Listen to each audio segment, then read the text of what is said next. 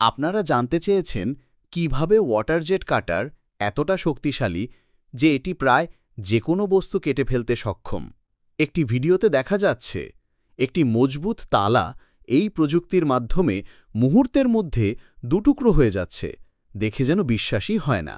তালা ছাড়াও দৈনন্দিন জীবনে ব্যবহৃত বেশ কিছু শক্ত জিনিস, যেমন একটি স্টিলের হাতুড়ি, সহজেই ওয়াটার জেট কাটারের দ্বারা কাটা সম্ভব।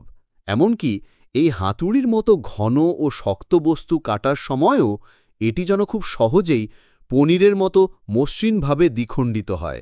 কাটের রেখাটি এত নিখুঁত যে অতিরিক্ত ঘষামাজারও প্রয়োজন পড়ে না। ওয়াটার জেট কাটিং প্রযুক্তি আসলে লেজার কাটিংয়ের চেয়ে একেবারে ভিন্ন ধরনের। লেজার ব্যবস্থায় বিনিয়োগ অনেক বেশি এবং এটি সাধারণত পাতলা ধাতব পাত কিংবা কিছু নির্দিষ্ট অধাতব উপকরণ কাটতে ব্যবহৃত হয়।